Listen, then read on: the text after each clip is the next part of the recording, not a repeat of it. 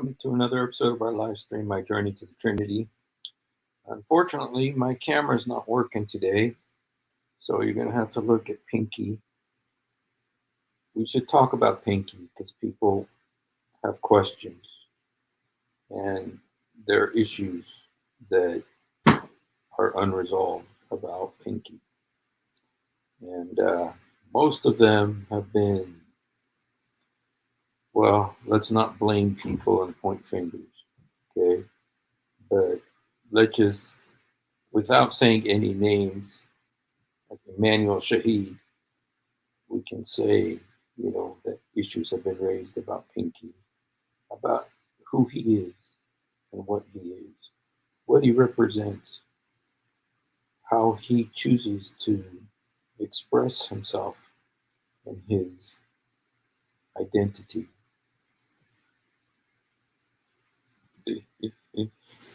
Welcome, you guys. God bless you.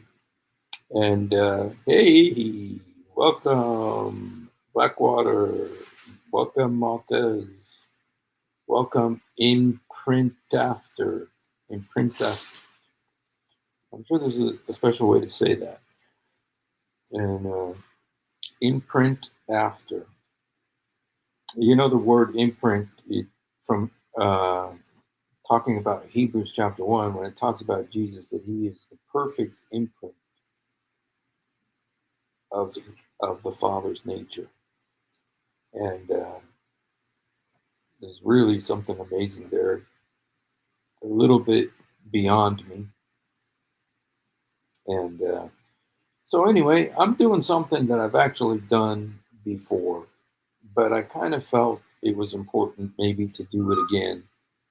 But as I was preparing, I saw this little video and it explained why Hamas did the October 7th massacre. And if this isn't crazy, but I thought it was interesting. So let's see. Watch this video here real quick. This is about the this person seems like someone who's sympathetic to Hamas who made it. That it sounds like that to me. It may not be, but it sounds like that to me. But anyway, that was my impression. So let's just watch this crazy video. Okay?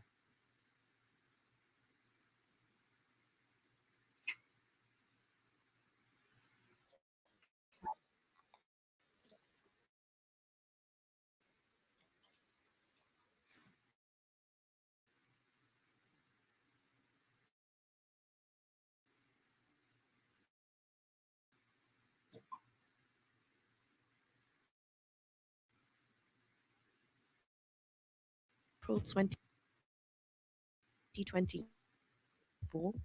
And what does this have to do with Israel's war on Palestine?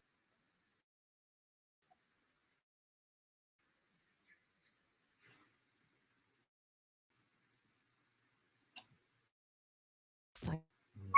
Gaza. On the 100-day anniversary.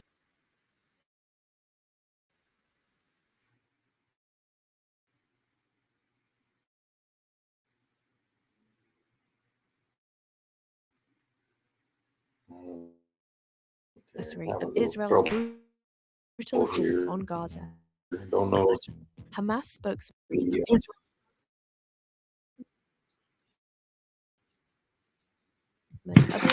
Okay.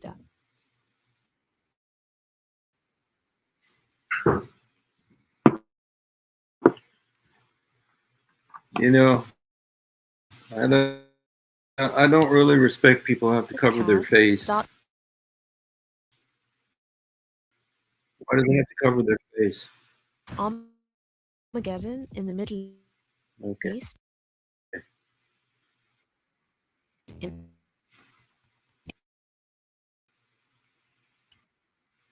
does this have to do with Israel's war on Palestine's Gaza? On the 100-day anniversary. And what does this have to do with Israel's war on Palestine's Gaza? On the 100-day anniversary of Israel's brutal assault on Gaza, Hamas spokesman Abu Ubaidah released a video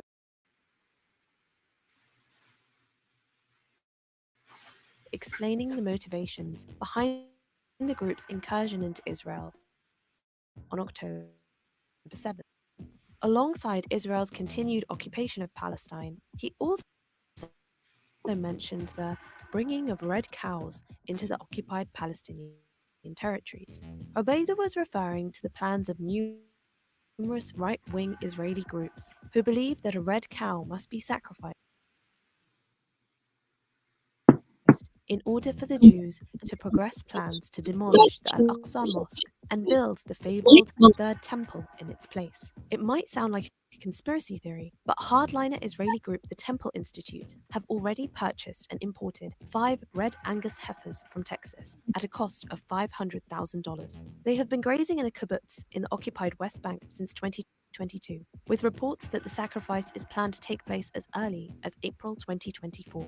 The sacrifice of the red heifer has its roots in the Torah and the Talmud, and it is believed that the ritual is necessary to purify the Jews so that they can pray at the Al-Aqsa compound. The sacrifice will reportedly take place on a plot of land on the Mount of Olives facing the Al-Aqsa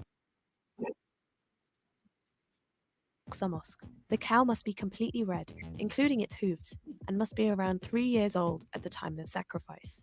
Following the sacrifice, the ashes of the cow are due to be mixed with water and used to purify selected Jewish priests and their adherents. Since occupying East Jerusalem in 1967, right-wing Zionists have long sought to build a third temple in place of the Al-Aqsa Mosque. While initially the goal only of fringe groups such as the Temple Institute, the plan has been mainstreamed in recent years, with groups of settlers regularly storming the Muslim compound and attracting support from numerous politicians and commentators. Temple organizations have even submitted blueprints for the construction of the temple and prepared the ornaments it will hold. Last year, during the month of Ramadan, a temple moved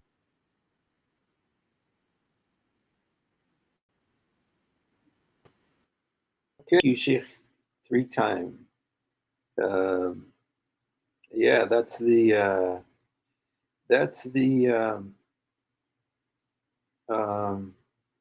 I'm not sure who made that. I'm not sure who made that video, but like I said, it seems sympathetic towards Hamas, and it didn't really condemn what happened on October 7th, which Sheikh 3 times, are you Muslim? First of all, thank you for the $1.99. That will buy me a coffee tomorrow. And but if you're Muslim, we'd love to have you come on. We have several ex-Muslims here. We'd love to talk with you if you'd like to come on. Oh, you're not a Muslim. Okay. Well, thank you for the gift, you guys. Sheikh 3 times. You know what? You look like one of my cousins, and so yes, I have a cousin that looks like that. He's a taxi driver, and he's a sheikh too. Yes, shaky shake. Gonna shake, shake, shake, shake, shake. Shaker's gonna shake. What was that? Haters gonna hate, hate, hate, hate. Hate it out. Yes. All right, you guys. Well, like I said, I was gonna do a little thing, funny thing, kind of a funny thing, about words that don't mean what they mean in the Quran. It's like now I'm not talking about English words because the English words have been, you know, have already they've been translated in accordance with uh, the Islamic doctrine, but the original Arabic doesn't. Yeah, my camera is broken, you guys. So you know what? Give you guys a break. It's much more pleasant to look at Pinky than to look at me. So, and Emmanuel, we did we did talk about the fact that there are issues with Pinky. There are Pinky related issues, and like I said, I didn't want to blame anyone for these issues, And like I said, I didn't want to name any names, uh, even though if I was to name any names, I would name you for what you have done to Pinky's reputation and his self-expression and his self-identification.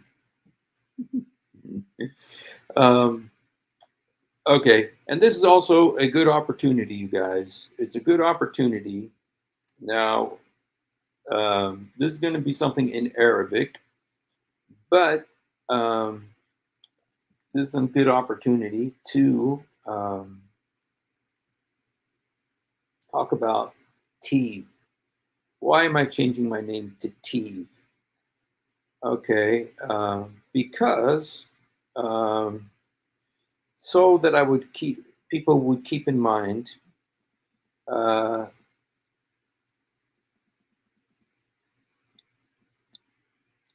keep in mind the fact that Allah in the uh, in the Arabic. Now again, this is in the Arabic. It's not something that you can see in the English, but I can say it in the Arabic. The first words. Okay, let me. Oops, I gotta show you this. Now, this is for those who are wondering about why my name is being changed to T instead of Steve. Okay, um, is to keep before you the fact that in the Quran, Allah here is called. Let's look at this, and um, I don't know if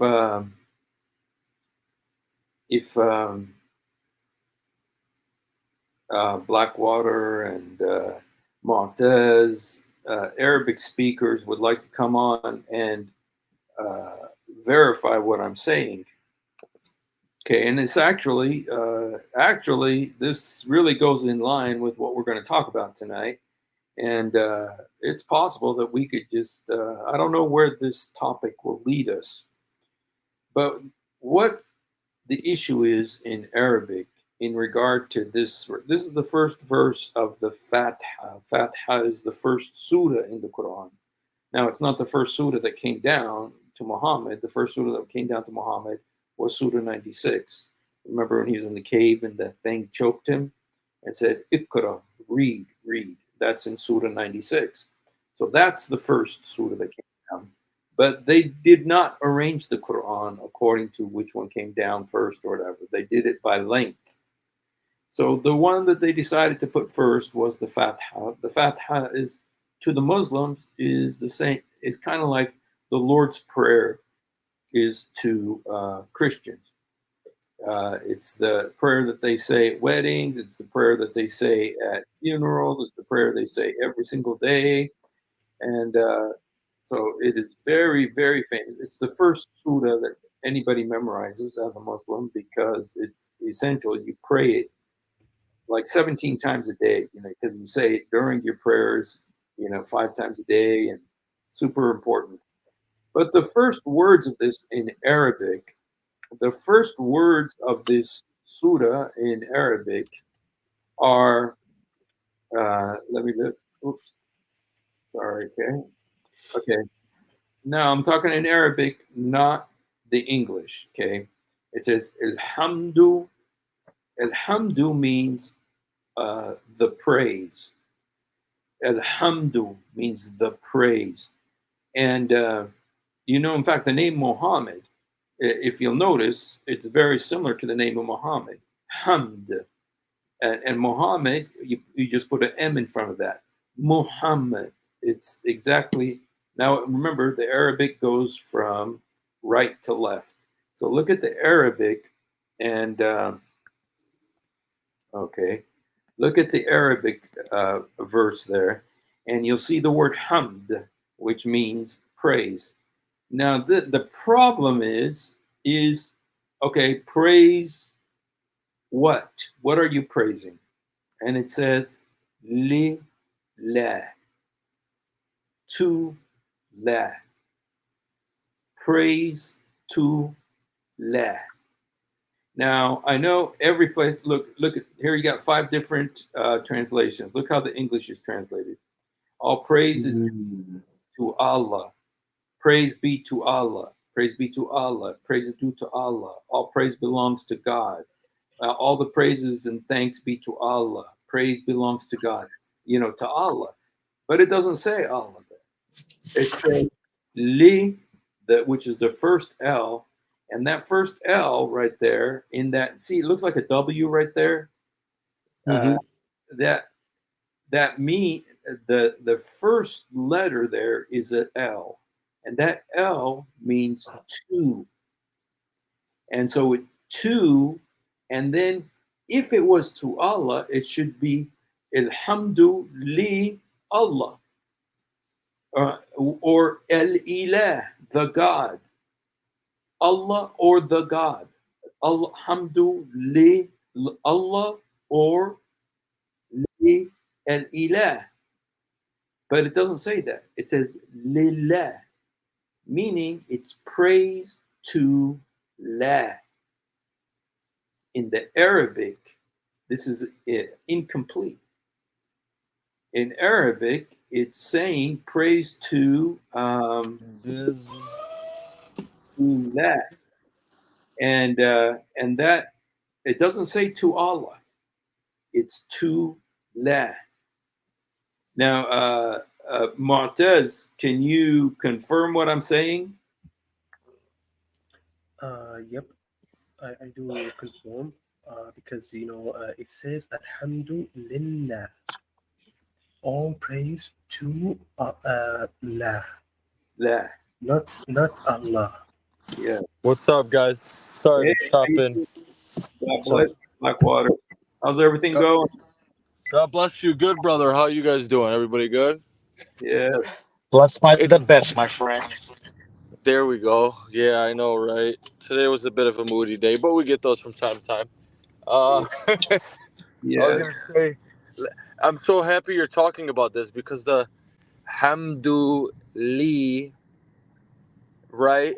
Like Li means, like if you want to break that down, right? Because isn't it the Quran such a, it's so formal. It's like a classical Arabic or whatever, right?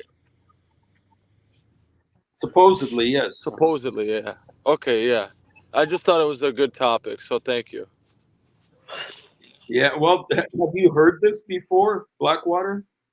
Yeah, the first time I ever heard it was CP. And Right. I was We like, talked about it. when he said it, I'm like, Yeah. because he's a Christian, so I know his Arabic's on point. Because he's not gonna, no Arab Christian's gonna say stuff about the Arabic in the Quran and look like a fool, right? He's gonna make sure he knows what he's talking about. Right. And it's just so impressive, like you and all the other guys, how like somebody will make a claim on the Quran, like a Muslim, and they'll be like, no, it doesn't say that in the Quran. Like you guys know the Quran. It's like you guys know the Quran more than Muslims. Yes. So they can't pull a fast one on you. So God bless you, man. You're doing the Lord's work. Thank you, man. And it's good to see you, man. I haven't seen you for a few days. Did you have a nice Easter? Yeah, it was a good time. Everything was fine. Yeah, it was good. Thank you, brother. How about you? I'm doing good, man. Yeah, we had good. And, Nice. yeah, so yeah, in fact, if you can hang around, try to hang around because you speak the Arabic, you know what we're talking about tonight. Because I'm talking about some Arabic words that, when they're in the Quran, they don't mean what they mean. They mean something. Right? Yeah. No. Oh, I'll yeah. definitely stick around. I miss the late night streams, man. I really am like a night owl. So even if doesn't matter if I open the store, I'm just gonna start taking a nap when I get home because I need it anyway. It's training draining job that I have. Yes. But Wow. so yeah, no, I'm looking forward to getting back on the Hussein Machni train. You know what I'm saying? It's the But I'm ancient train. So I'm train. Yeah. yeah, yeah. No, I'm glad you guys are all doing good though, and I'll sit tight. All right. All right. Yes. Huh? Oh, Okay. And I want to say that for real quick, it's you know how they say Hamdulillah is le and li the same, you know, because in Syria they might say something different from, you know, Mhm. like Syrians say like kilb, where we say like kelb, Okay. right? It's like Yeah. those little things. Right. Yeah. Well, the thing is with this, I mean, this is an actual word, li, which means two. You know, بدي أروح لأخي. I want to go to my brother. بدي أعطي هذه الهدية لأخي. Yeah. Two. It always means two. You know, and so it grammatically this is correct. The only problem is uh, who is the praise going to, and it's not saying to Allah, it's saying to La, and so it just Wow. cut off the name of Allah from Allah to La, and so yeah, so So that right there is two, and they never say that God is two in person. So that's two separate gods. You have Allah and you have La right there, right in your face. could it be the Baal god, like from the Bible, Baal, oh, Lal? yes, What? um, Yeah, yeah. Cause go ahead, brother. Hussein. yeah. Well, you know, with Baal, you know, they're actually Hubal. Hubal was the Hmm. they used to worship him in the Kaaba, and they said his name was Hubal. But Hubal in Arabic, Hu means he. Baal, Ah, the name Baal, you know, or the name of Baal. He is Baal, you know, which is the name of that god that they used to worship at the Kaaba, you know, before Muhammad changed it. So, yeah, oh uh, yeah. yeah, It's really crazy, man. Because everything CP says that they're all moon gods. yeah, You know how it says Yasin, and then I'm like, okay, what's the yeah, Seen character? It says Yes. Seen or Suen, also known as Nana. This is Wikipedia. Was the Mesopotamian god representing the moon? It's always a moon god, and it says Yasin in the Quran, O Seen, and yes, it's like it's crazy how what you just said about Hubal, and then they're all like Hittite yeah, equivalent or Haitian or Hurrian equivalent, Kusuh, yeah, Yarik, Arma. It's like you got to know these false gods to kind of call them out on it. yeah, Um, and that, yeah, because the one La, it all goes back right to Petra and all this. Like it's crazy.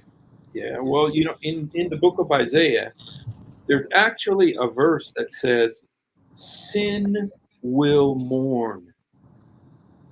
Sin will mourn, and um, sin is the scene of Yasin, saying Wow. he's going to mourn. And so this is kind of like, you know, Muhammad is not mentioned in the Bible, but Allah, in his pre-Islamic form as the god of the moon, is mentioned. Seen, you know, will mourn. And so this, you know, there is a connection to the ancient Canaanite gods in this. And so, but Mu'taz, you know the Arabic better than most of us here, and so you know, what do you have you heard about a god called La? Yeah, this is actually the moon god, by the way. Okay,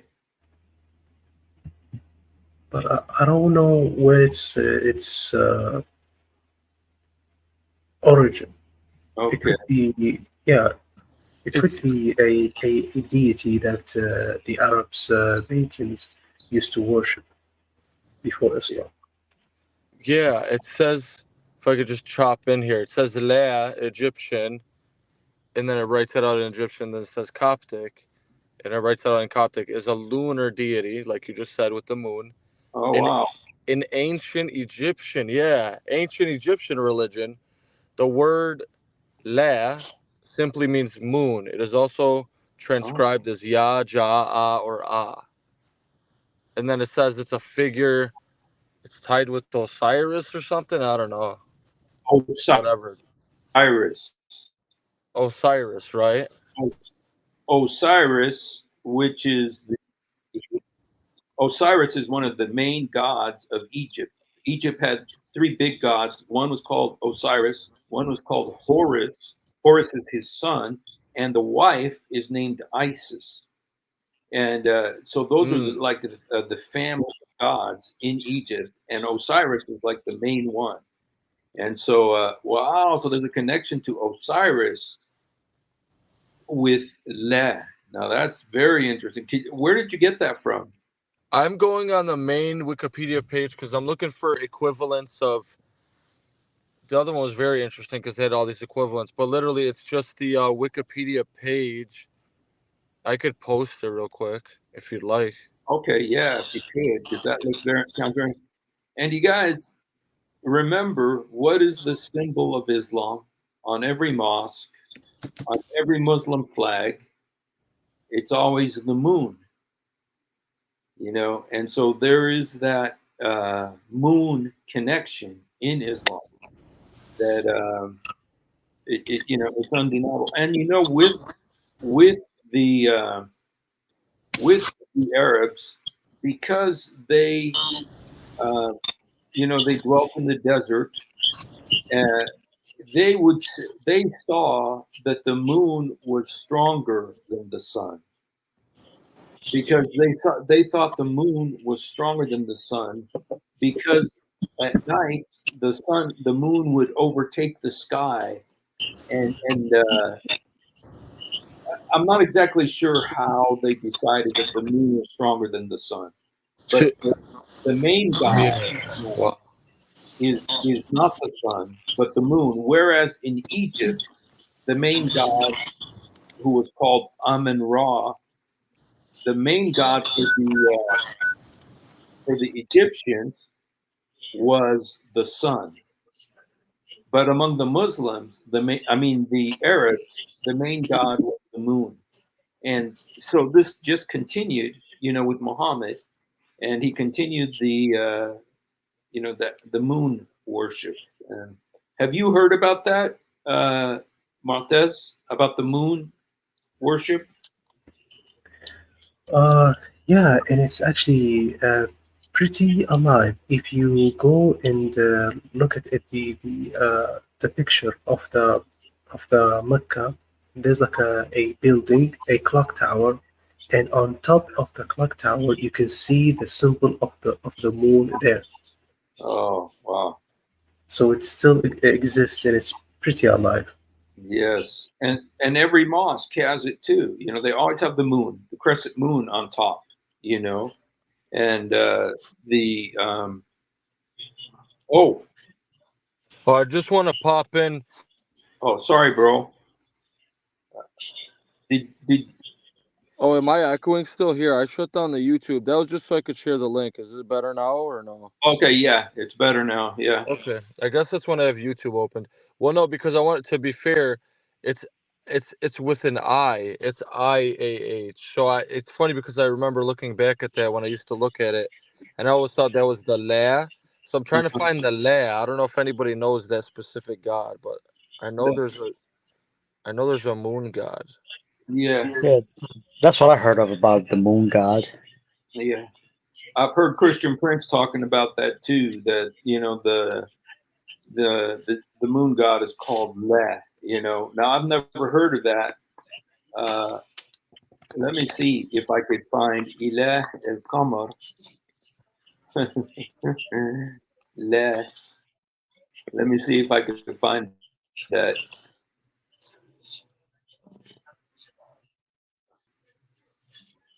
I mean, even if it is نظر that الله one. إله Yeah. القمر.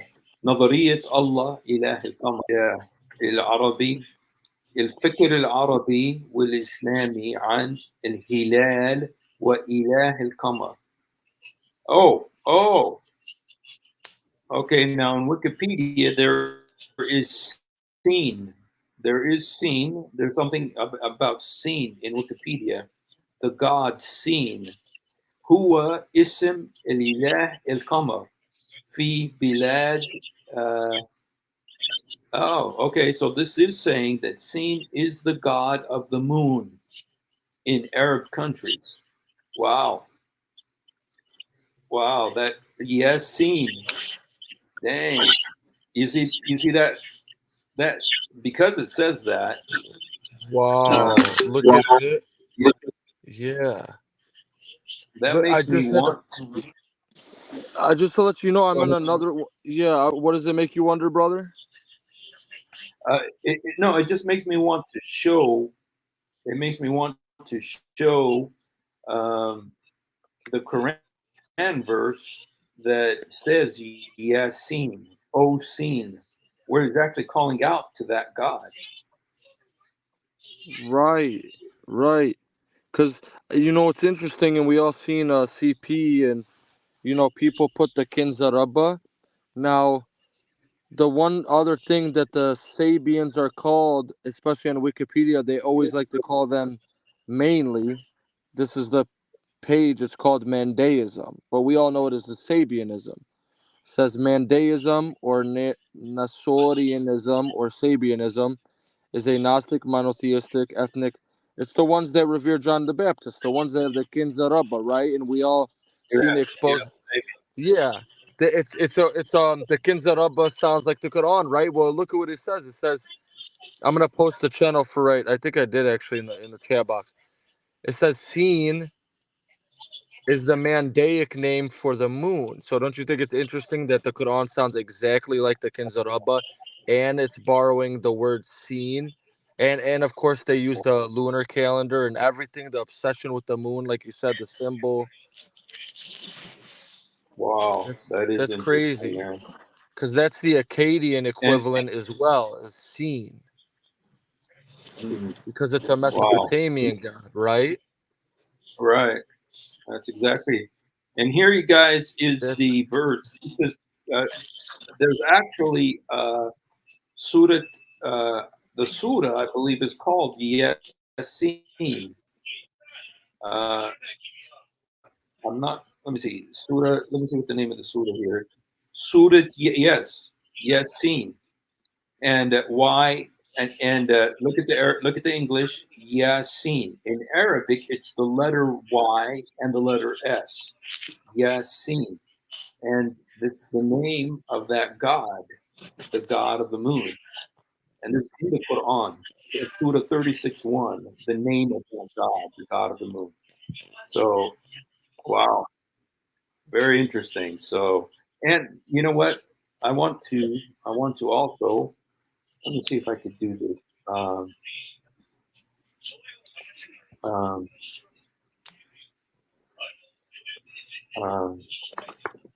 Montez, do you want to say anything about that, bro? No. I just posted the picture of the moon god scene on the link. If you guys want to check it. Okay. Now, in Isaiah chapter 22, oh, wait a second. Wow. Let me just see this. Isaiah 60, verse 20. I want to.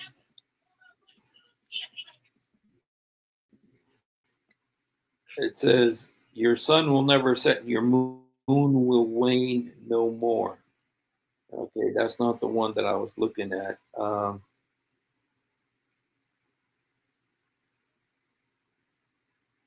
Okay. The one that I was trying. I'm sorry, guys. My internet. I think my computer is just overheating, and so it's being slow here. And yeah, okay.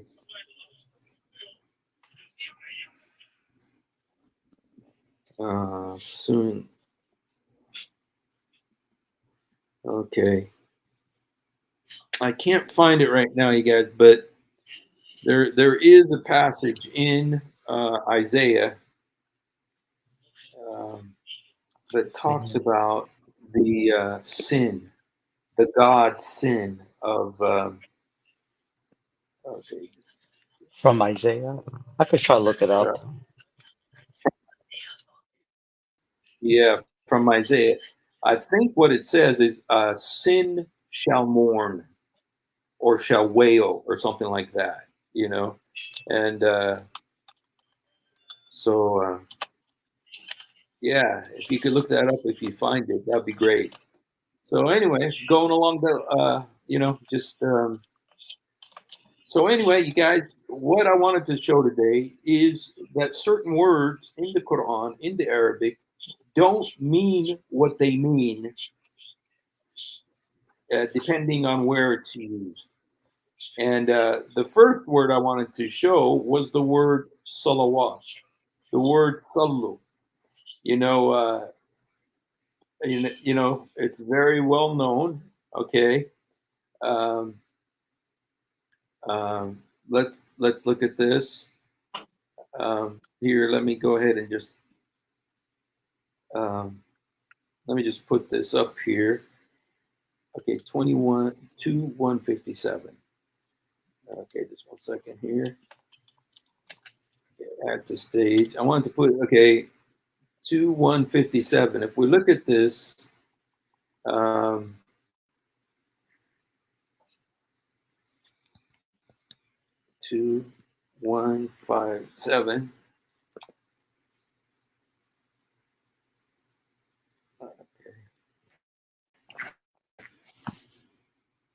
Okay. Okay. Could you read this, Montez? Okay, just give me a sec. Can you guys hear me? Yeah. Yes. Okay. أولئك عليهم صلوات من ربهم ورحمة وأولئك هم المهتدون. Okay. Now look at the English translation says, they are the ones who will receive Allah's blessing and mercy. But that's not what it's saying in the Arabic. Mm-hmm. What does it say in the Arabic? Can you translate it? I'm going to have to share my screen, but it's chapter 157. Okay. I'm going to go to the Osama's desktop. Go on. Okay. 150, so everyone can see it.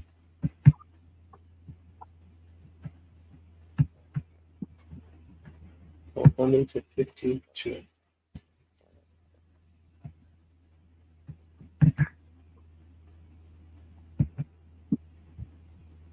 $57. Okay.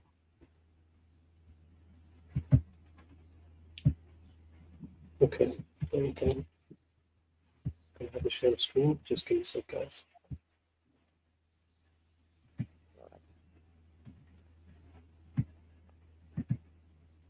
Okay.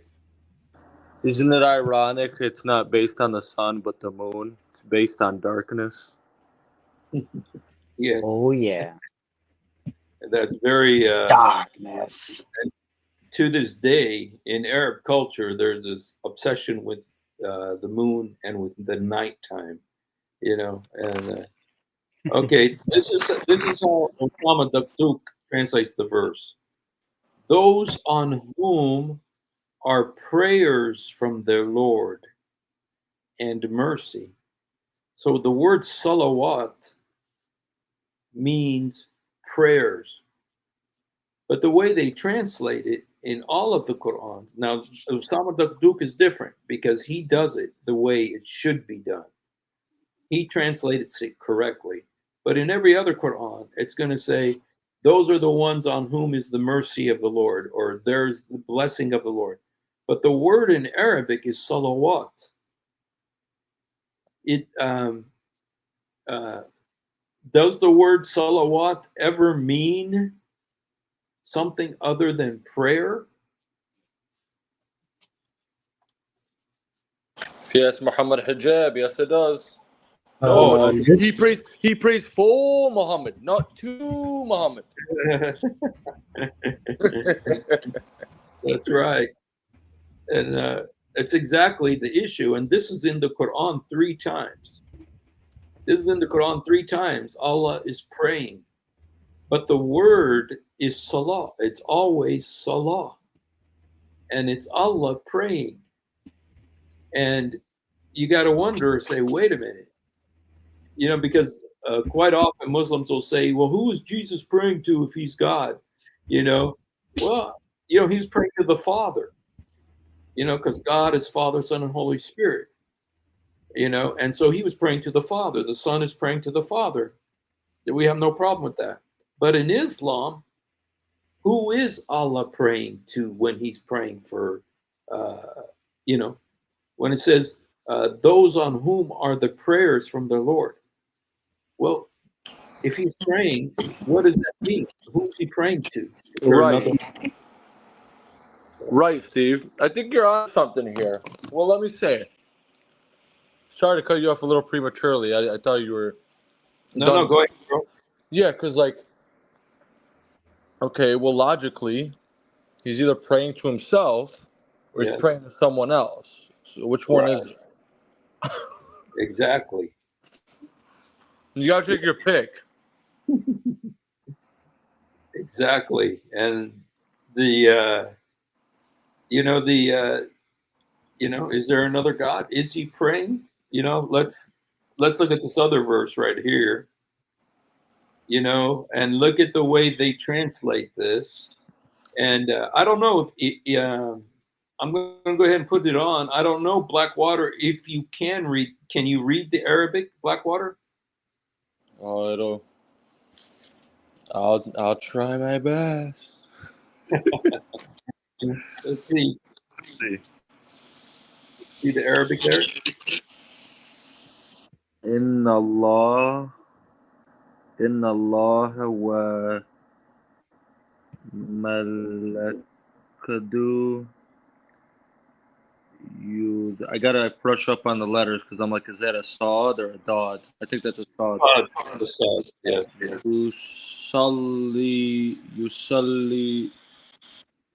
Yusalluna ala al-nabi.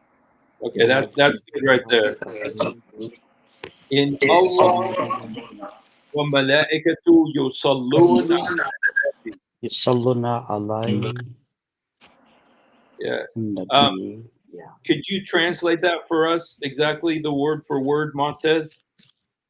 Okay. There you go. You can share my screen Okay. so everyone can see it.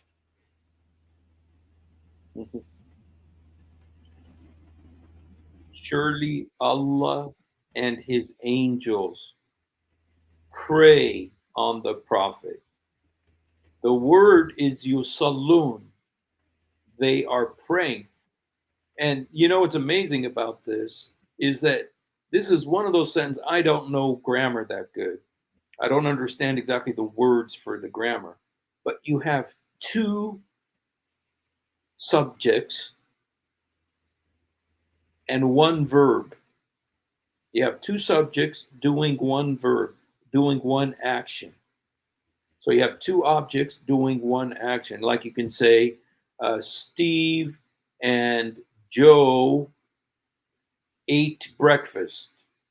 Now the verb is ate, but you got two subjects. You got Steve and Joe ate breakfast. So you got one verb, but two nouns. And here you've got one verb and two nouns. The nouns are Allah and his angels. And there's one verb. which is yusallun, which means to pray. Meaning they're both doing the same thing. But the way they translate this all the time is, surely Allah showers his blessings and the angels pray for the prophet. That's how they translate it, but that's not what the Arabic says. And the word yusalli always means to pray. Okay, but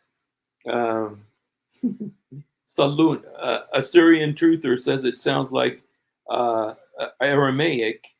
Well, it comes from the Aramaic. What is it? Aramaic? Yeah, shlot. I think is what salawat in salat in the Aramaic, and it comes from that. It literally comes from the Aramaic and the Assyrian.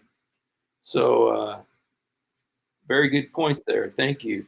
Well, for people that are so obsessed with, like, I feel like Islam and Muslims in general, it's like that kid at the lunchroom that was excited that, like, he got a tattoo or something. I don't know, like, they're just like, oh, we believe in one God. They're like they're late in the monotheistic thing, and they're all pumped up about it. Like, oh, we're the monotheists. We. It's like you're bragging about believing in one God so much, but this God says we were taken from ourselves. But then you pride yourselves on worshiping one God, but then he says the best of the creators. So it just, I don't know, maybe I'm crazy, but they seem to be so stuck on that they worship one God. But so then we have to assume by their obsession with worshiping one God that the God's worshiping, he's praying to himself. Yeah. So then what's the problem with Jesus praying to the Father? It doesn't make any sense, even by your standards, because you're monotheistic. We're monotheists. And it's like my family member always says, like, we believe in one God, bro. I'm just like, yeah, bro, but like the paths are different. And you remember the Russian kid that like killed the teacher? I think he was in some Western European country, I think Germany, somewhere. And then my family member was like, oh, he's like saying it in a good way. He's like, he's a boss, or he's a beast, like, oh, like praising that he killed that person.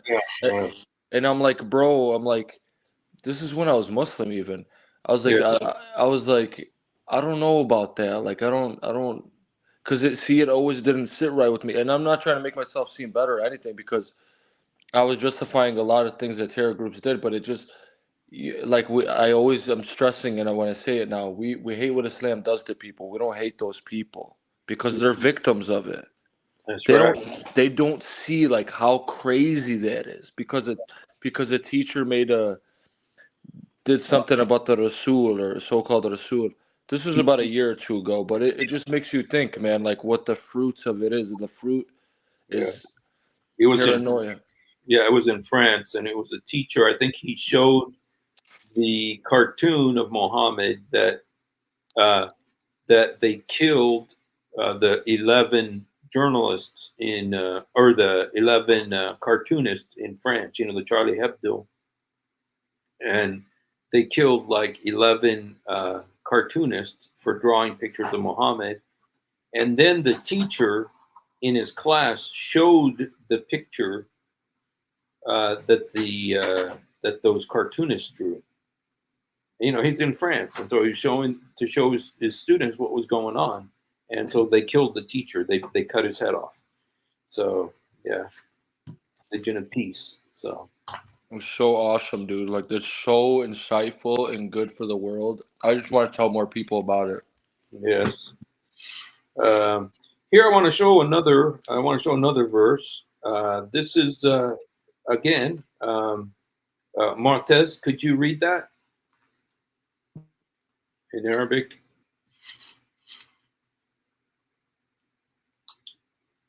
Are you there, Martez?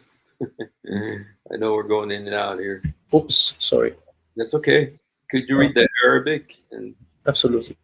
هو الذي يصلي عليكم وملائكته ليخرجكم من الظلمات إلى النور وكان بالمؤمنين Rahima. Yeah. And could you translate exactly what that says? I mean, Absolutely. here. Let's first of all let's say the way they translate it, the English translators, which is completely deceptive. It says, "He is the one who showers his blessings upon you," but that's not what it says in Arabic. What does it say in the Arabic? Do you have it there? It's ready. You can just share my screen. Yeah, he is who prays on you. The word in Arabic is praise. So 3 verses in the Quran say Allah prays. Who's he praying to? Who is he praying to? Is there another God? Is he praying to the angels? Is he praying to Muhammad? Who does Allah pray to? Because 3 times the Quran says he prays. And not only that, but every time they say Muhammad's name, every time a Muslim says Muhammad's name, if he says it 50 times a day, then 50 times a day he says this. He says, Sallallahu alayhi wasallam. Could you tell us, Montez, what that means? Sallallahu alayhi wasallam. Sallallahu Alaihi Wasallam, it doesn't mean peace and blessing be upon him. No, it actually means pray be upon him. Sallallahu alayhi. Allah Oh, yeah. prays upon him. And Allah praise upon him. Yeah, that's correct. every single time they say Muhammad's name, they don't say peace be upon him. They say Oh, I'm sorry. No, Peace no. is salam, right? Peace is salam. It would have said salam on him. You know that they do say that, like when they talk about other prophets, say alayhi salat wa salam, alayhi salam, Rasul alayhi salam, the prophet, peace be upon him. They do say that sometimes, but that's not what they always say. Whenever you see, like in the English, in the Quran, it say S-A-W. They'll say his name, then S-A-W. What S-A-W means is Sallallahu alayhi wa sallam. Allah prays upon him and he greets him or something like that. Salam, So, yeah. That's a good distinction. I like the way yeah, because you do hear the other one. Ben sallallahu alayhi wa alihi wa sallam, Yeah. or whatever. The Shia say more alihi, whatever. That is the more common one, sallallahu alayhi wa sallam. And then it's funny because the Shia are like, you Sunnis say it too fast. You're not saying, Yeah. So but anyway, I'm just telling you that you guys, it's so dishonest the way they translate these. They don't translate it correctly because they are scared of what it says. And they know it doesn't make sense that Allah's praying to someone. But here, I showed you 3 verses where Allah says he's praying on somebody. He's praying on Muhammad, which we don't care about if he's praying on or to or whatever Muhammad. The issue is, who is he praying to? If he's praying, that means he's praying to somebody. When I pray, I'm praying to God, asking him to help me or speaking to him. When Allah prays, he has to also be praying to somebody, and as Christians, we don't have a problem with that, because in the Bible, you see the Father talking to the Son, and you see the Son talking to the Father. It's not, 2 persons communicating. It's not a problem. But in Islam, it is a problem, because they say there's no other God, there's no other person. So who's Allah praying to? So it is a problem in Islam. It's not a problem in Christianity. Okay. Well, I wanted to look at another word. That's in the Quran that always gets mistranslated. And, this one's going to be a little bit difficult to talk about. But this one is, let me put it up here. It's in Surah 37, verse 47. Okay. Now, this is talking about in paradise, when people go to paradise, they're going to get, all the Muslim men are going to get 72 women, and they're going to get, some of them are going to get more. The least you're going to get is 72 women, and some people say that those 72 women, each one of them is also has 72 women with her. And so there's going to be lots of women there, and The fun don't stop, man. And you know what? And these women, they don't get jealous. And you can, but it means, what it means is that, these women were created just to have sex. That's all they were created for, is to have sex. And they'll have sex with you for, it's like 10,000 years. You get each one of them for like 10,000 years.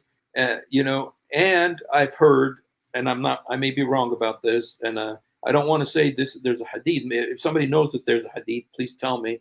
But I've heard that your wife on earth, when you get up there and you got 72 women, that your wife on earth is the one who gets to open the door for each of the next wives. Like number 43, okay, 44, number 44, because you got 72. And so, and then, after 44 is done, 10,000 years, then 45, your wife on earth is the one who gets to open and close the door for these different women. And so, but she's going to be more beautiful than them all. She is going to be more beautiful, but she does get to be the doorkeeper. And so, but anyway, in addition to the women, the Quran says that there are these eternally fresh boys. Okay, the word in Arabic is ghulam, not ghulam. It's in Surah 37, verse 47, talks about that what they do is they go about, they have wine, and they give wine to you in paradise, and you get like 80,000 of these boys. According to the hadith, you get like 80,000 of these boys. And I think it's let me see what they're called. Let me see, 44 to 47. Let me see if I can find exactly what these boys are called. Okay, now they're going to be facing each other on thrones. They will be drink of wine will be passed around to them from a flowing stream, crystal delicious to drink. Okay, and neither will harm, neither be intoxicated by it. Now, you see, we didn't actually get to the boys here, though, and let's go back. I think we go. You guys have heard about this, right? About the boys. Yep. And they're called. There's actually called. This is the reward for what you used to do. But not chosen servants of Allah. They will have known provision, fruits of every type, and honored in gardens of bliss. Okay.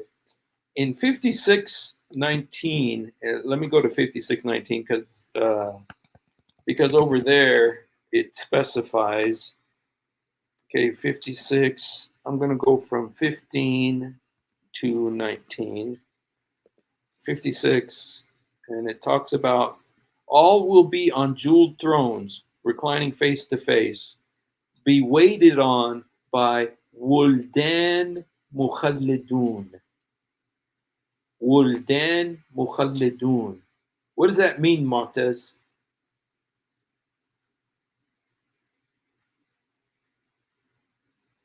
Are you there, Montez? Yeah, sorry, my mic was muted. The eternal boys. Eternal boys. Yutuf alayhum wuldan mukhalladun. That means yutuf, meaning like they go around you, these eternal boys. And according to the hadith, there's like 80,000 of these boys. Okay, you'll be weighted, and with cups, pitchers, drinks of pure wine flowing from a stream. Okay, now this is where it gets scary. Verse 19. And it's talking about the wine, but I don't know what else it means here.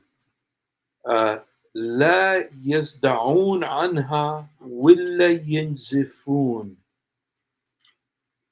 Now here they translate it in English. They will neither have headache nor intoxication. But Mu'taz, what does it mean? لا يصدعون عنها ولا ينزفون.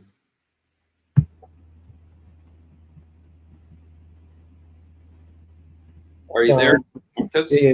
It means no intoxication in it, and they will not run out of it. But what ينزفون mean? Yanzifun, which means they will not bleed. Bleed. That is very disgusting. What? Say that Yes. again. They will not bleed. Those boys. With that BLEED. That, yeah. Do you know the word in Arabic, nazif? Yanzif. In Arabic, the word yanzif means to bleed. Now, when they translate it, they will not be drunk or have headache.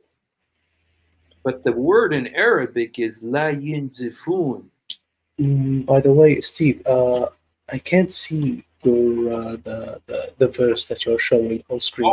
Oh, okay. I'm sorry. You know, Yeah. I did. Let me put it up just so you guys see. And if you're a Muslim, I encourage you to leave Islam now. This verse right here should make you leave Islam right now. Okay. It says, verse 19. La yazda'un. Suda means headache in Arabic. So they will not have a headache. They're drinking this wine, but they will not have a headache. Anha willa yinzifun. Nor will they bleed. Look at how they lie about the translation. But it's just like the one where it says yitfa. I know it didn't say yitfa. That's a very slang.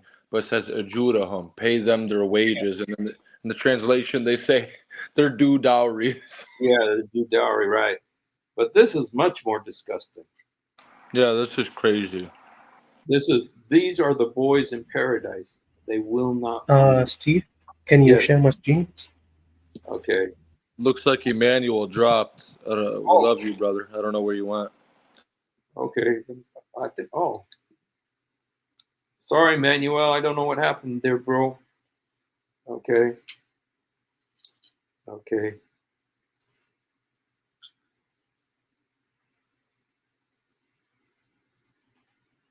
Okay. Now here, even here, it says they will not get intoxicated from it. But I've never heard the word yunzifun referred to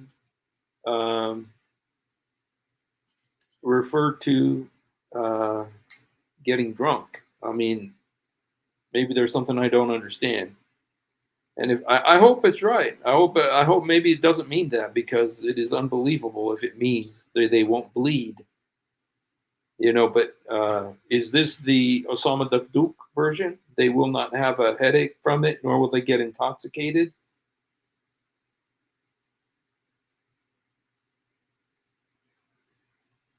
Intoxicated, okay. But the word yenzif in Arabic, it says, in the gardens there will be handsome young boys and beautiful virgins for men to enjoy sexually. There will also be eating and drinking. Okay, see all these verses. This contradicts what the Bible teaches. Those in heaven will not marry nor remarry, but they will be like the angels of God. This is insane. This is tafsir that's admitting that in the gardens there will be handsome. No, you've heard about this, haven't you, Blackwater? No, I've heard of it, but to actually see it. So what are we reading here? This is tafsir, right? No, this is even though if you read the tafsir, it's much worse than this. The tafsir is much worse than this. But this Should we find it? I'm sorry? Should we find it? Find a tafsir for it? Like, is this Quran? This is not Quran, right? This is Quran, but Osama Dakduk, Oh, right, right. his translation, and he has commentary about what these verses are about, and so that's his commentary on it. But 56. Now you see, I'm pretty sure that if you look at the commentary, especially in the English, that they have sanitized it already, and they say that the word yanzifun means to get drunk.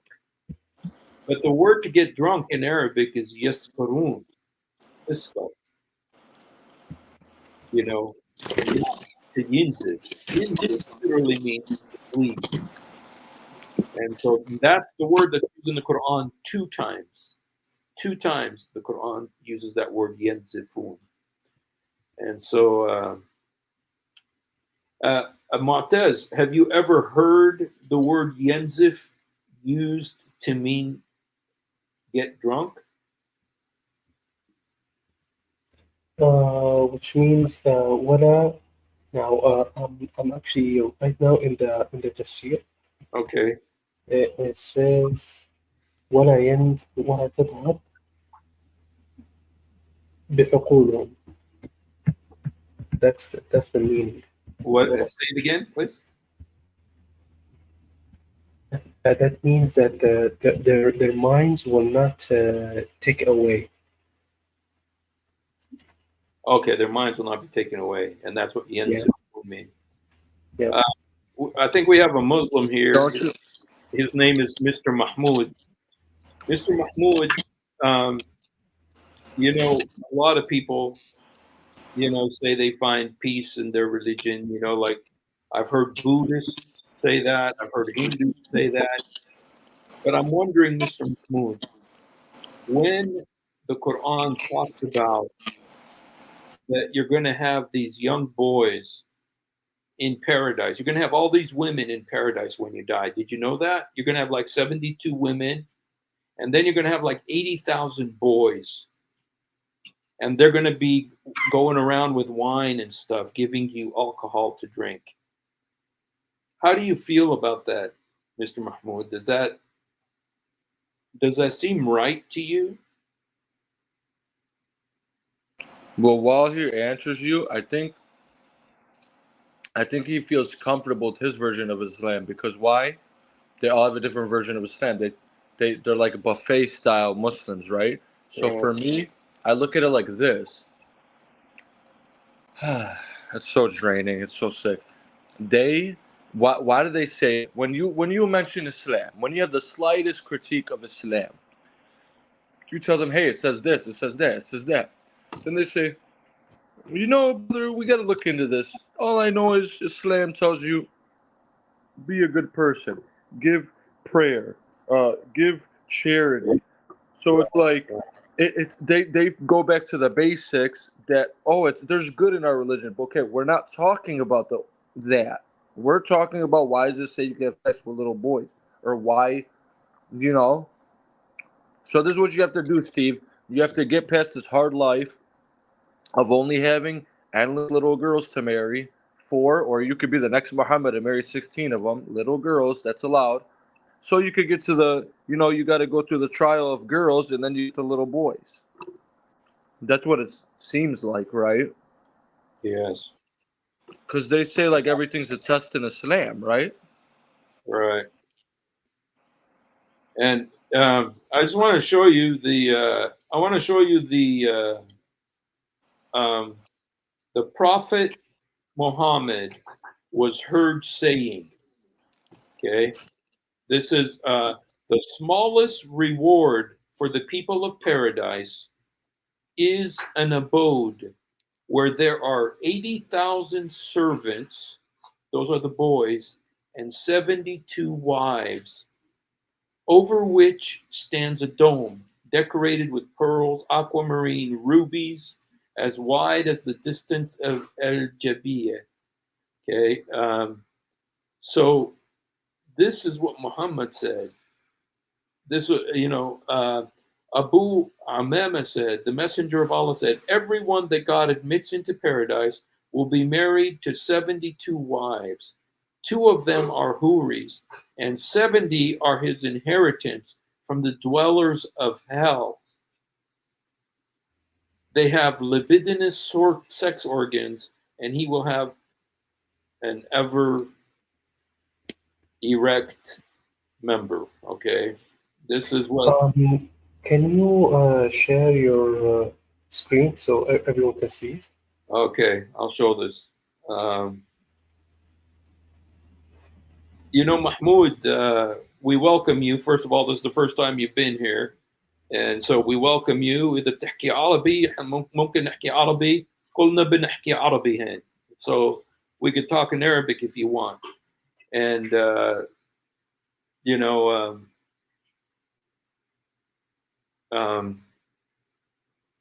but I want you to see, you know, what do you think about this paradise that Allah is promising you with all of these women and all of these boys? He clearly doesn't care because he's laughing at a 4'11" woman getting stabbed at Speaker's Corner. Did she get attacked again? What happened to her? No, Hartoon? no, she's. You know, I don't know exactly what happened. We haven't seen her for a while, but she's okay. She's okay, and we don't know exactly what's happening, but we know she's okay. But she, you know, she was stabbed. She has to hide. Yeah, she has to hide from animals. I think that's possibly the situation. So, okay, so the rewards of heaven: rivers of milk and wine and honey, fruit and meat. Okay, now these are all Quran verses. Dishes of gold, women with big, beautiful eyes, facing each other, sitting on thrones. No headaches or tiredness. Ornaments of pearl, gold, and clothes of silk. Muslims are told that they will get virgin women and boys in paradise. 80,000 servant, immortal, handsome boys.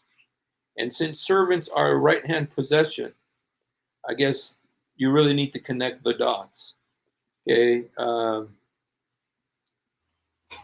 This is what Ayatollah Khomeini said. Now, Ayatollah Khomeini, of course, you know, I'm not sure if I can read this. You know what? I can't read it. I can't read what Ayatollah Khomeini said. It is unbelievable. I definitely don't want to read that. I can't. It's wow. Wow. Disgusting. But it says that these boys are like pearls, you know, and there are some hadiths about these boys that are very disturbing. Mahmoud, if I was you, I would leave Islam, you know, because of this stuff. You know, I would leave Islam because of this.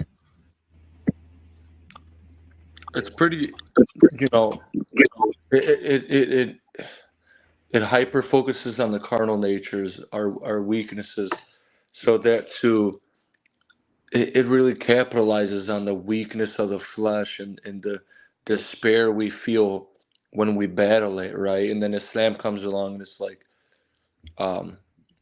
it's okay. It just appeases it. Yeah, it's okay. Give in. I mean, 80,000 boys. 80. You know, Muhammad was a ladies' man. You don't want to be some weak cuck, right? You got to have women. It takes everything that's natural and then it just makes it unnatural. You know, like 4 wives and beating your wife and.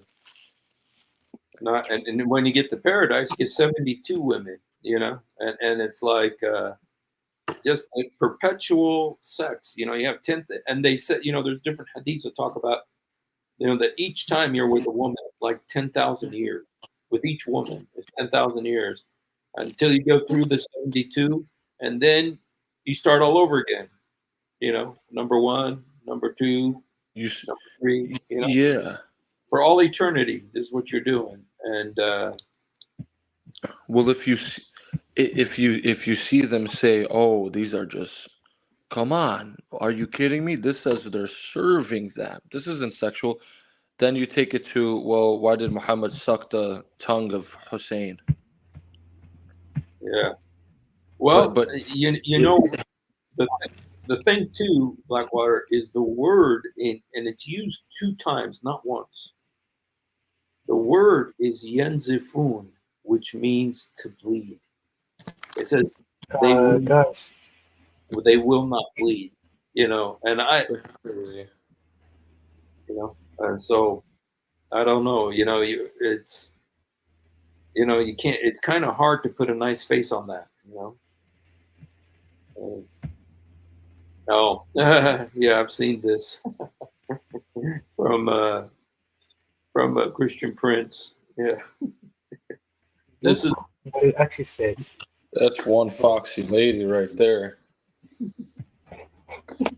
well. It says that you will see their bone. That the bones of their legs will be seen through the bones and the flesh. That's what Muhammad said. So, yeah. So much flesh to swallow it whole. Yeah, Montez, I want to take that off, okay, bro? Yeah, I know Christian Prince shows that. So, yes, I know that. Yeah, but anyway, the reason this whole subject came up is because of the word yenzifun. The word yenzif is very well known in Arabic. It means to bleed. But when they translate it, it doesn't mean to bleed. When they translate into English, they say it means to get drunk. Well, the word for getting drunk in Arabic is yaskurun. To askur. Yes, that's when they say anabiska. If some guy says anabiska, yeah. Or ana ishrab, yeah. Sakran is the word. Sakran means drunk, and the word askar, it's a similar word, So the word is used in the Quran. The Quran uses the word yaskar, getting drunk. Wow, nice. So they, what, they have the word in the Quran, but they have this other word yenzif, which means to bleed. And so very disturbing, very, very disturbing. And so okay, let's just do one more, you guys, and one more word that doesn't mean what it means, and this is the word that's used about Jesus.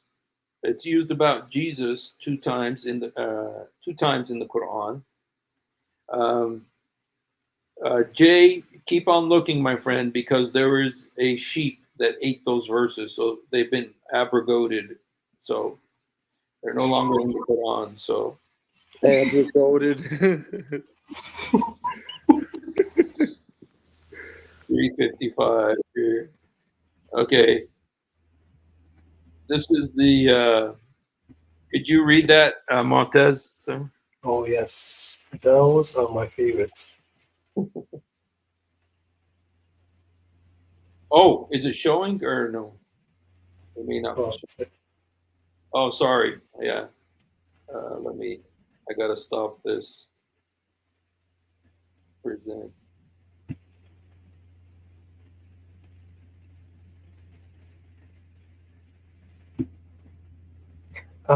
Steve, you can show them from the website so they can see the difference.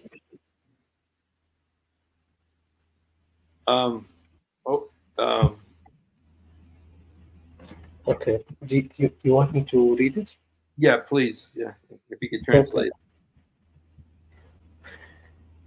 إذا قال الله يا عيسى إني متوفيك ورافعك إلي ومطهرك من الذين كفروا وجاعل الذين اتبعوك فوق الذين كفروا إلى يوم القيامة ثم إلى مرجعكم فاحكم بينكم فيما كنتم فيه تختلفون. This is the This is the main part. It called Allah ya Isa inni mutawaffik. What does mutawaffik mean? I caused you to die, or something like that. I caused you to die, right? And everywhere else in the Quran where it's used, it means death. But here, when you look at how they translate it, they always translate it as "I took you, I put you to sleep." I was just gonna say raised you. Yeah. See, because right. But I wanted to. But if I could just say something about that, Yeah. is that it does say, "I raised you." It says وَرَافِعَكَ. Rafi'at does mean raise. Oh, the next following words. My bad. Okay. Right. But he mutawaffiq rafi'at. First of all, he made him to die. Then he raised him. So, but when you look at the translations, it doesn't mean that. It means I made you to, I put you to sleep or something, And so is this translation that, okay, here. Yeah, this is the Osama Daktuk Quran here. So, and they deceive. Oh, I want to get there too. Okay. And Allah, I want to get there too. Yeah. Okay. Verse 55. When Allah said, "Oh Isa, surely I am causing you to die. I am causing you to die."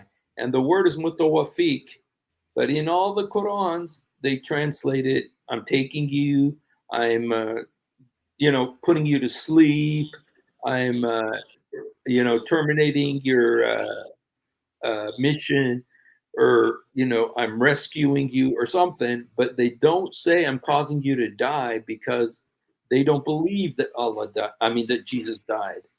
So, this shows you the, how dishonest they are in the translation there, and Arabic words just don't mean what they mean, especially when it comes to Jesus, So, did you want to say something about that, Montez? I know that you've dealt with this quite a bit. Oh yeah, I did too much damage on this verse. Yes. I actually had a video that I wanted to show that I usually show with this. Since you guys both understand Arabic, I'll go ahead and play this video, okay?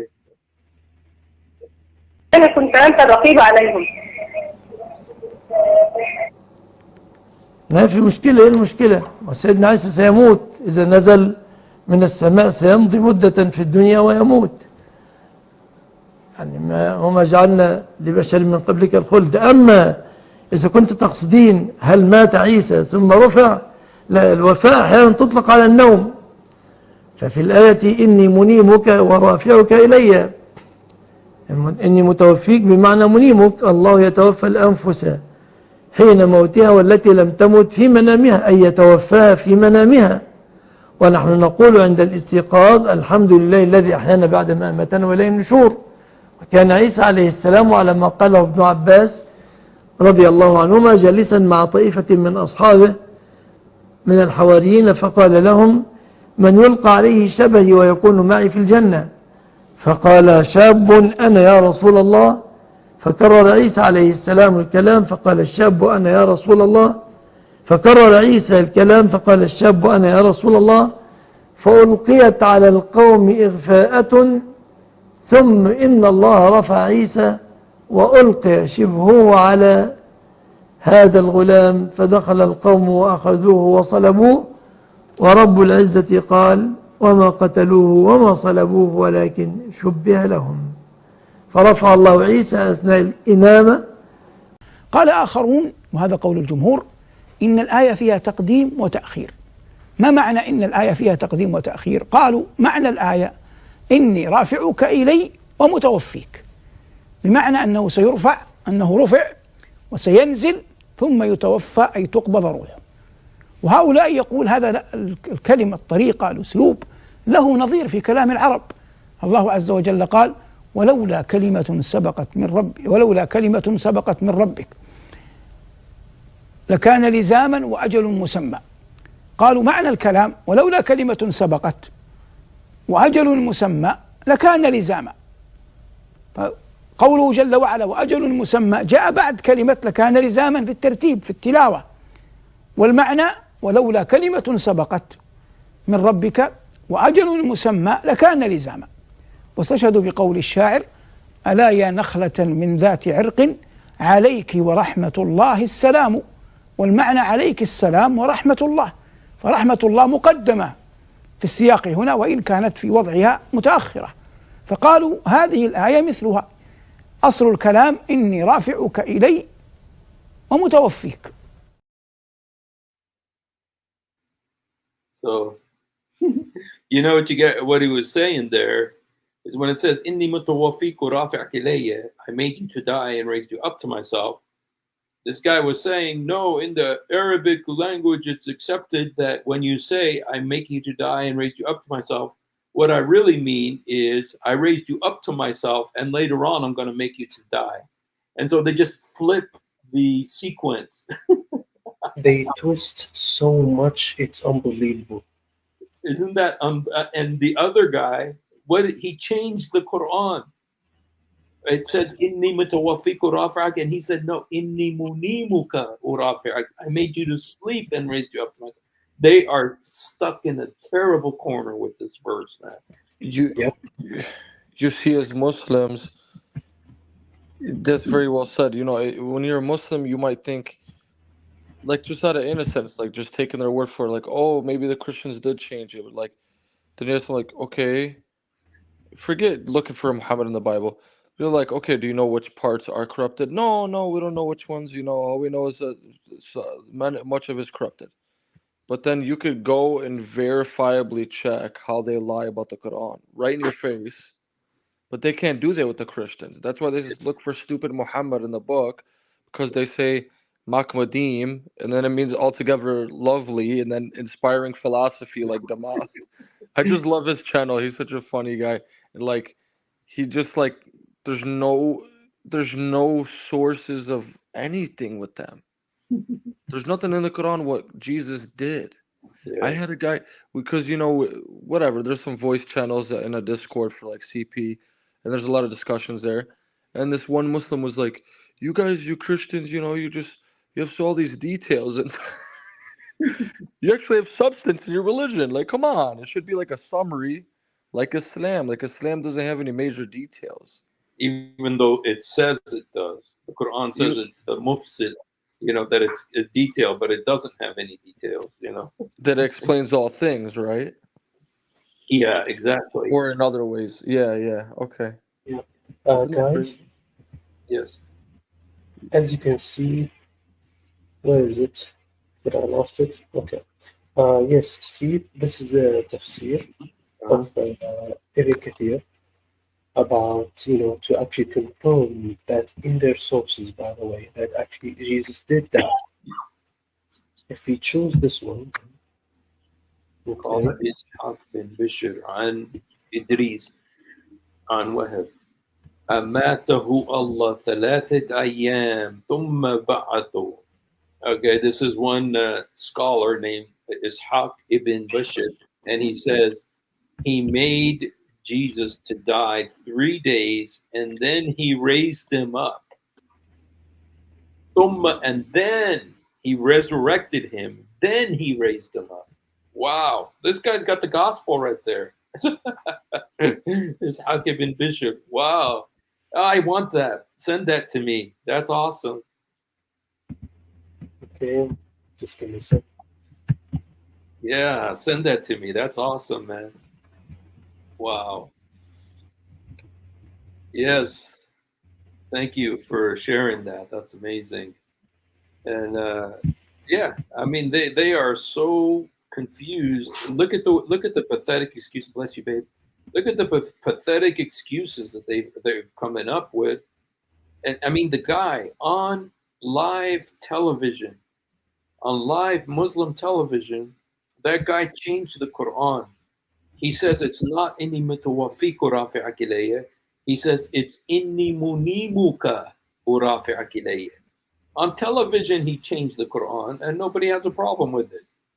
You know, he's still one of the most famous preachers on Muslim TV. You know, and so yeah, So, wow. All right. Well, you guys, that was kind of what I was going to do today, is just talk a little bit about these Arabic words that don't mean what they mean in the Quran. And, you know, maybe we just do one because Montez kind of brought it up. We just do one, okay, about one more word, which is in Quran. This is one of my favorite verses to show how they mistranslate. And let's see, it's 3/54. Okay.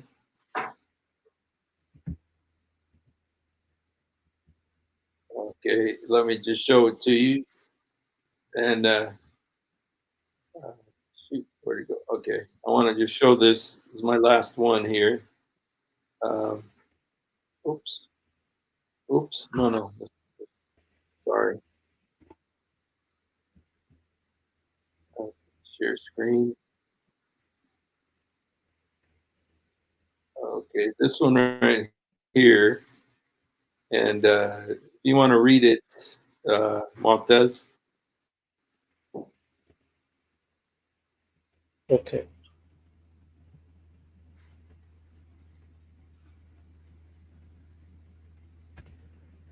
Oh, can you see it? Yep, but now I can see it.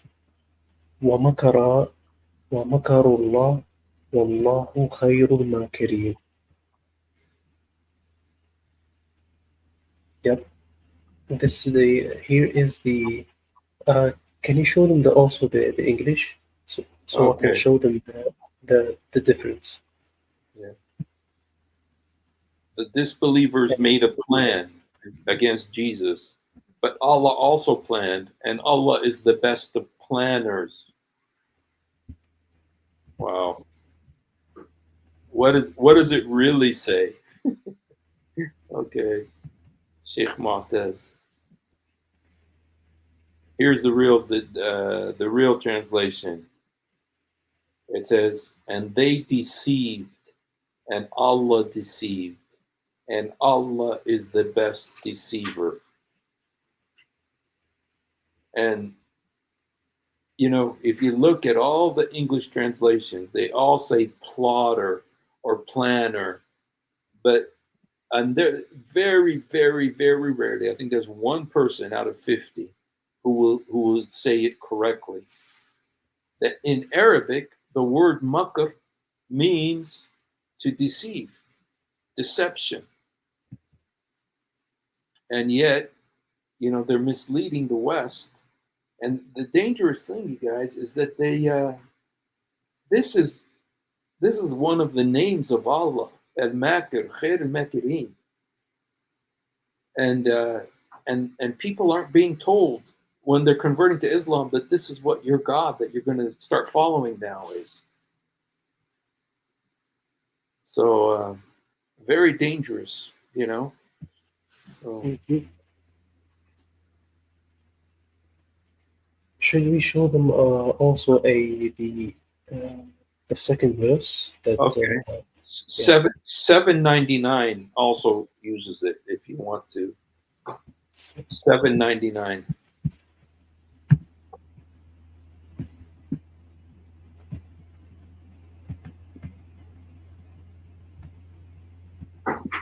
You know, because this is in the Quran 3 times, you guys, that Allah is called a makir, a deceiver.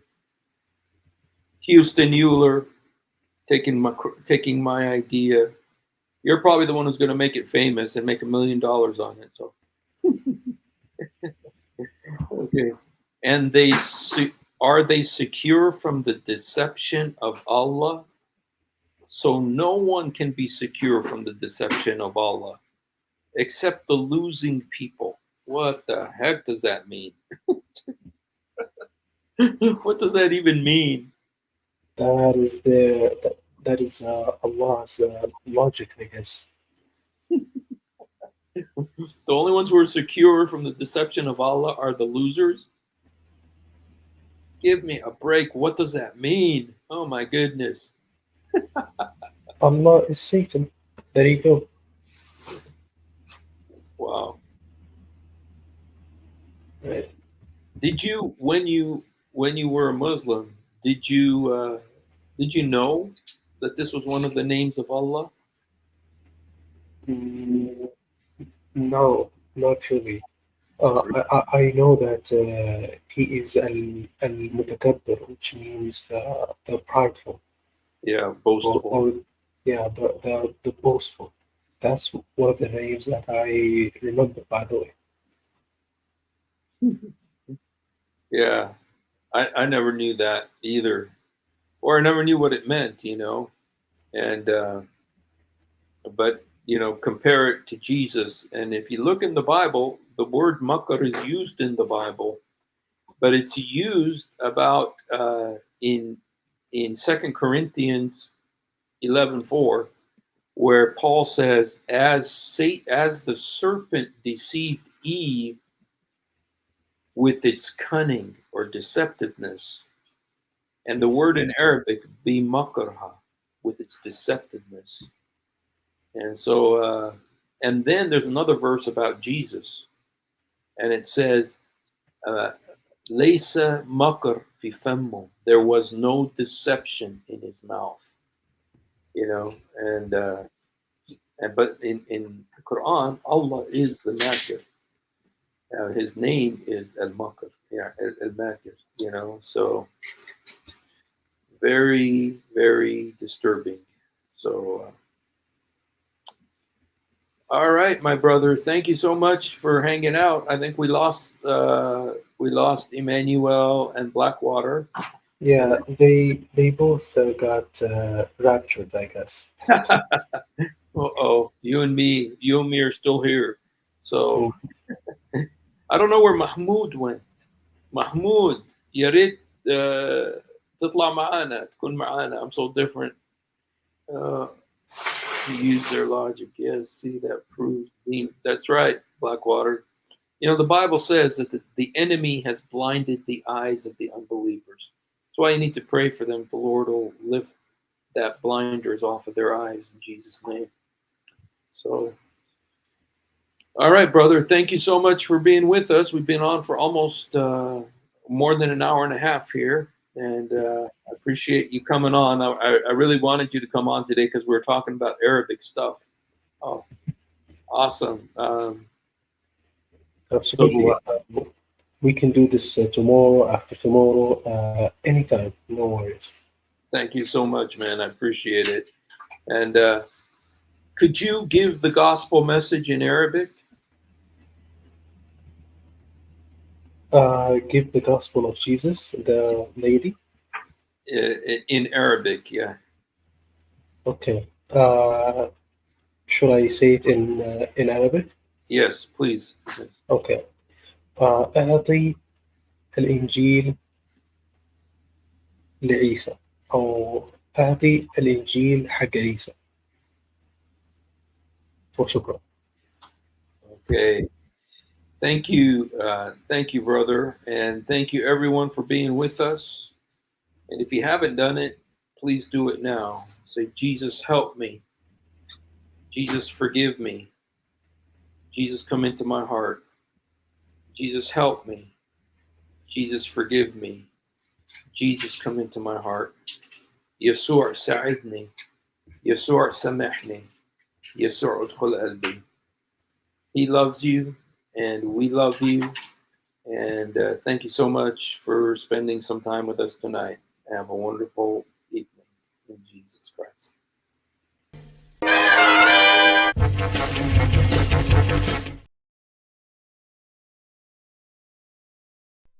If you have ever wondered why dull apologists lie so much, it's because on a rare occasion that they tell the truth, this happens. One of the reasons I accepted Islam was the scientific miracles. I'll be honest with you. And now we know that this whole scientific miracles was absolute nonsense. You're going to have to repeat that. Now we know that this whole...